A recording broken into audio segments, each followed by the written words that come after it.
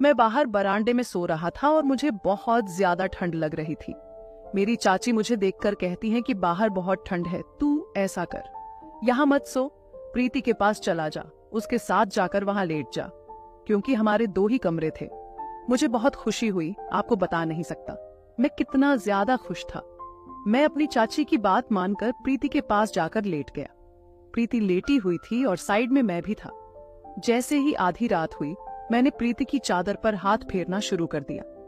प्रीति भी जाग रही थी, लेकिन उसने मुझे कुछ नहीं कहा। धीरे धीरे मुझे पता लगने लगा कि प्रीति भी कुछ चाहती है। बस फिर क्या था, मैंने एक ही बारी में मेरी चाची की छोटी बहन बहुत सुंदर थी, लेकिन मुझे उन्हें सुंदर कहने में बहुत शर्म आ रही थी, क्योंकि मुझे डर लग रहा था कि अगर मैंने उन्हें ऐसा कह दिया तो कहीं वो चाची को ना बता दें। आज तक मैंने चाची की बहन से ऐसी बातें करते नहीं सुनी थी। हम जॉइंट फैमिली थे। मेरे पापा और चाचा जी खेती का काम करते थे और वे ज्यादातर खेत में ही रहते थे। मेरी चाची और मेरी मम्मी घर पर ही रहती थीं। मेरी चाची का एक बेटा था जिसकी उम्र करीब 6 साल थी। मेरी चाची की 2 बहनें थीं। चाची की उम्र 28 साल थी और उनकी छोटी बहन की उम्र करीब 24 साल थी, 22 साल थी। चाची की बहन को तो मैंने चाचा के शादी वाले दिन ही अपना दिल हार बैठा था। शाम के समय हम खाना खा रहे थे। उसी वक्त चाची ने मुझे बताया कि बलजीत का जन्मदिन है और उसकी मौसी को यहाँ आना है और वो उसे लेकर आ जाए। बस फिर मैंने ये सुनते ही शादी जैसी चाहत मेरे दिल में चढ़ गई। मैंने वैसे ही चाची से पूछ लिया कि चाची, आपके घर वालों को भी आना है? चाची ने कहा, नहीं, उनको नहीं आना, क्योंकि पापा की सेहत ठीक नहीं है। इसी वजह से मम्मी उन्हें छोड़कर नहीं आ सकती। लेकिन छोटी बहन ने कहा कि मेरे इकलौते भांजे का जन्मदिन है तो जरूर आऊंगी। जब वो बस स्टैंड पर जाएंगे तो तुम उन्हें ले आना। मैंने उन्हें तुम्हारा नंबर दे दिया है। बस स्टैंड पर आकर वो तुम्हें फोन कर देंगी। मैं आपको बता नहीं सकता उस समय मुझे कितनी ज्यादा खुशी हो रही थी। मैंने जल्दी से खाना खाया और अपने कमरे में चला गया। अपनी सुंदर सी पेंट शर्ट निकालकर प्रेस करने लगा, क्योंकि आज मैं चाची की बहन को अपनी ओर आकर्षित करना चाहता था। मैं उन्हें काफी टाइम से पसंद करता था, लेकिन मुझे नहीं पता था कि वो मुझे पसंद करती है या नहीं, और ना ही मैंने कभी उनसे इस बारे में पूछा था, क्योंकि मेरे अंदर इतनी हिम्मत नहीं थी। मैं बहुत बेसब्री से उनके फोन आने का इंतजार कर रहा था। मुझे यह था कि वो जल्दी से मुझे फोन करे और मैं भागकर उनके पास चला जाऊं और उन्हें गले लगाऊं। लेकिन गले लगाना तो मैं सपनों में ही सोच सकता था, असल में मैं कुछ नहीं कर सकता था। खैर, मैंने जल्दी जल्दी अपने कपड़े प्रेस किए और बाथरूम में नहाने चला गया। वैसे मैं अपना फोन बाथरूम से बाहर ही रखता था, लेकिन आज मुझे इतना ज्यादा चाह था कि मैंने बाथरूम में ही फोन ले लिया। मुझे यह था कि अगर उन्होंने मुझे फोन किया और मेरा फोन मेरे पास न हुआ तो कहीं वो गुस्सा न हो जाए और फोन करके चाची को न बता दे। बस इसी वजह से मैंने फोन बाथरूम में ही ले लिया। मैं जल्दी से नहा के अपने कपड़े पहनकर बाहर आ गया। आज मैंने एक महंगा परफ्यूम लगाया था, जिसे मैंने एक बार भी यूज नहीं किया था। मेरे बर्थडे पर वो परफ्यूम मुझे मेरे दोस्त ने गिफ्ट में दिया था, जिसे आज स्पेशली मैंने चाची की बहन के आने की खुशी में लगाया था। परफ्यूम से ज्यादा चाची की बहन मेरे लिए स्पेशल थी, जिसे मैं काफी समय से मिस कर रहा था, लेकिन कभी भी उनके साथ बात नहीं हुई थी, और आज मुझे उनके साथ कई बातें करने का मौका मिल रहा था। मैं पूरी तरह तैयार हो चुका था कि तभी मुझे एक नए नंबर से फोन आया। मुझे पता था कि ये किसका नंबर है, क्योंकि चाची की बहन के अलावा मुझे कोई फोन नहीं कर सकता था। इसलिए मैंने जल्दी से फोन उठाया। जैसे ही मैंने हेलो कहा, आगे से मीठी सी आवाज सुनकर सच में वो चाची की बहन ही थी। उन्होंने कहा, क्या आप समीर बोल रहे हैं? मैंने कहा, हाँ। वो बोली, मैं बस स्टैंड पर आ गई हूँ, मुझे आकर ले जाओ। इतनी सुनते ही मुझे पता नहीं क्या होने लगा। मैंने कहा, आप इंतजार करें, मैं अभी आया, बस थोड़ा टाइम ही लगेगा। उन्होंने कहा, ठीक है। ये कहते हुए उन्होंने फोन काट दिया। परफ्यूम तो मैंने पहले ही लगाया हुआ था, पर मैं फिर से परफ्यूम छिड़क कर निकल पड़ा। मैंने जल्दी से चाबी उठाई और खुशी खुशी चाची की बहन को लेने चला गया। मुझे काफी ज्यादा एक्साइटमेंट हो रही थी उन्हें देखकर, क्योंकि आज मैंने उन्हें काफी समय बाद देखना था। चाची की शादी के बाद मैं हॉस्टल की पढ़ाई के लिए दूसरे शहर चला गया था, और वहां से मैं काफी सालों बाद घर आया था। इस वजह से मेरी उनसे मुलाकात नहीं हो सकी थी, और न ही हमने एक दूसरे का नंबर लिया था जिससे हम फोन पर बात करते। इस वजह से मुझे बहुत ज्यादा खुशी हो रही थी। उस समय मेरी खुशी का कोई ठिकाना नहीं था। खैर, 10 मिनट का रास्ता था। मैं जल्दी से तेज बाइक चलाकर उन्हें बस स्टैंड से लेने के लिए बढ़ा। जैसे ही मैं बस स्टैंड पहुंचा तो चाची की बहन को देखकर मेरे होश उड़ गए, क्योंकि वो इतनी ज्यादा सुंदर लग रही थी कि मैं बता नहीं सकता। उन्होंने कटिंग करवाई हुई थी। कटिंग करवाने के बाद वो कुछ ज्यादा ही खूबसूरत लग रही थी। उन्होंने लाल रंग का ड्रेस पहन रखा था जिसमें वो पूरी आग लग रही थी। उस दिन तो उन्होंने मेरे होश ही उड़ा दिए थे। मैं जल्दी से उनके पास गया और मैं उन्हें देखता ही रह गया।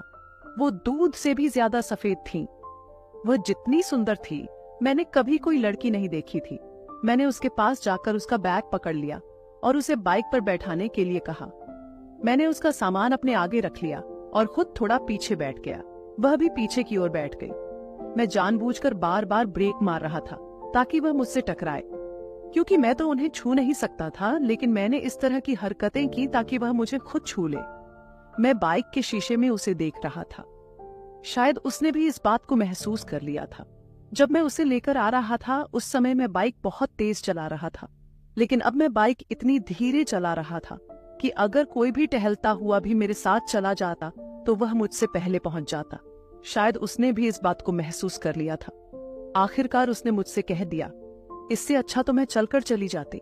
मैंने मजाक में कह दिया, मैं पहली बार ड्राइविंग कर रहा हूं, इसीलिए अभी थोड़ा डर लग रहा है। वो बोली, आपसे ज्यादा तेज तो मैं चला लेती हूँ। मैंने कहा, फिर मुझे भी सिखा दो। मेरी यह बात सुनकर वो हंसने लगी और बोली, अगर तुम्हें मेरी तरह तेज ड्राइविंग सीखनी है तो तुम लोगों के एक्सीडेंट ही करोगे। उसकी इस बात पर मेरा हंसना बंद नहीं हो रहा था। वो भी हंस रही थी और हंसते हुए वो कुछ अधिक ही खूबसूरत लग रही थी।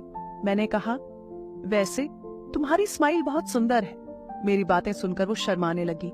इसी तरह की बातें करते हम घर पहुंच गए। चाची अपनी बहन को देखकर बहुत खुश हो गई। खुशी के साथ वो एक दूसरे से गले मिलने लगी। राहुल भी अपनी मौसी को देखकर बहुत खुश हो रहा था। अगले दिन चाचे के बेटे का जन्मदिन था। घर में तैयारियों का माहौल था, क्योंकि हमने अपने घर में एक छोटी सी पार्टी रखी थी। हमने रिश्तेदारों को नहीं बुलाया था, लेकिन गांव के सभी को बुलाया था। रात के समय पार्टी शुरू हो गई। जन्मदिन मनाने के लिए मैंने बलजीत को कपड़े लाकर दिए थे। मैं चाहता था कि राहुल की मासी पहले तैयार हो जाए ताकि मैं उसके साथ मैचिंग कपड़े पहन सकूं। शायद ऐसे फीलिंग लड़कियां लेती होंगी, लेकिन मैं जैसी फीलिंग ले रहा था वो अनोखी थी। मैंने देखा कि रात की पार्टी में उसने नीले रंग का सूट पहना हुआ था। उसमें वो बहुत ज्यादा कमाल लग रही थी।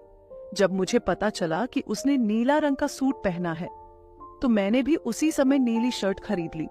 मैं सभी के सामने अपनी यह कोशिश कर रहा था कि मैं नहीं जानता था कि चाची की बहन ने भी वही रंग पहनना है। मैंने तो पहले ही इसे सिलेक्ट कर लिया था।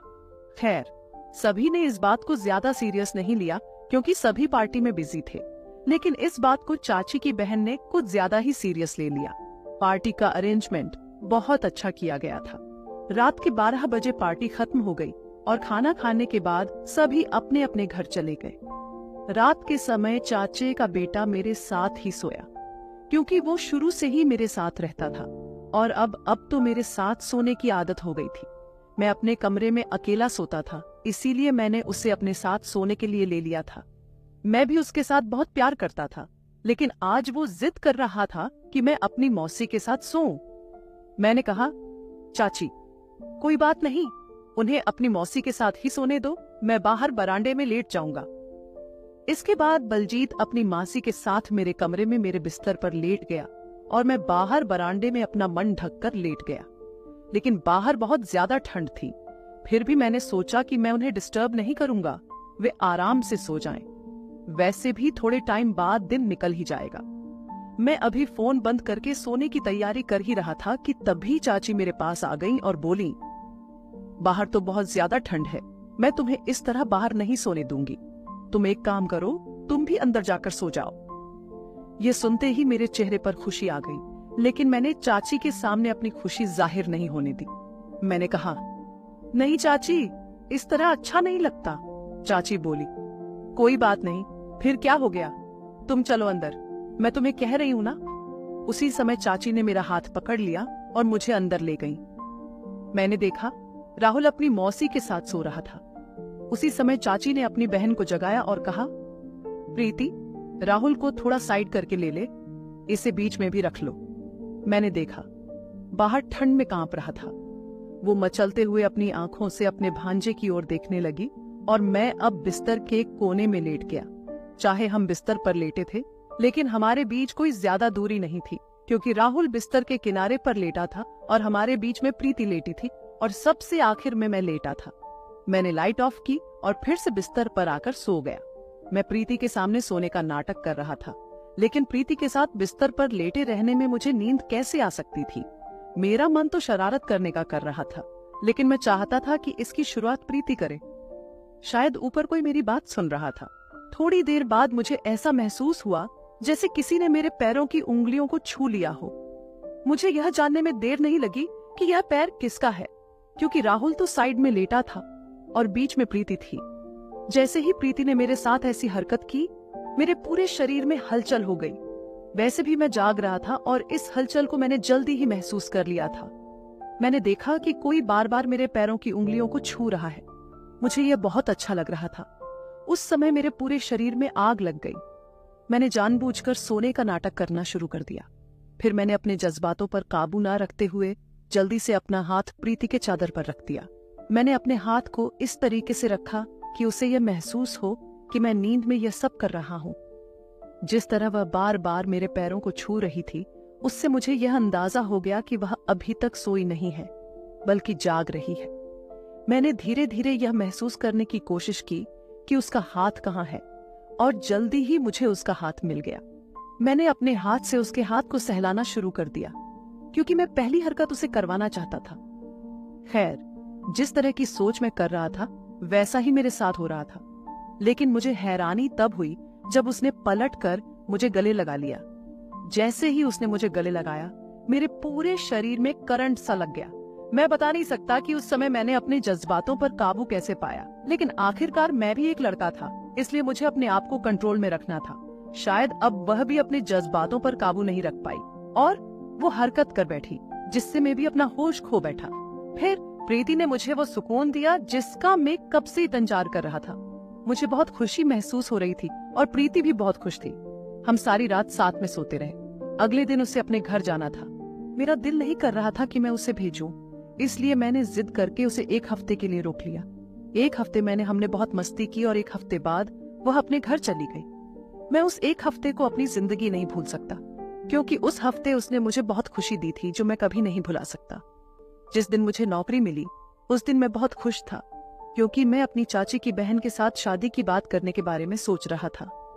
एक दिन मैंने अपनी चाची को बता दिया, चाची, मैं आपकी बहन से बहुत प्यार करता हूँ और उससे शादी करवाना चाहता हूँ।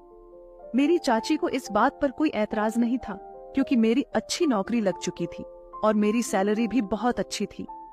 चाची ने अपने घर के साथ भी बात की और उन्होंने भी मान लिया। अब 1 महीने बाद हमारी शादी है और हम दोनों बहुत खुश हैं। अब हम अपनी जिंदगी के पूरे नजारे लेते हैं। तो दोस्तों, उम्मीद करती हूँ कि आपको यह कहानी पसंद आई होगी।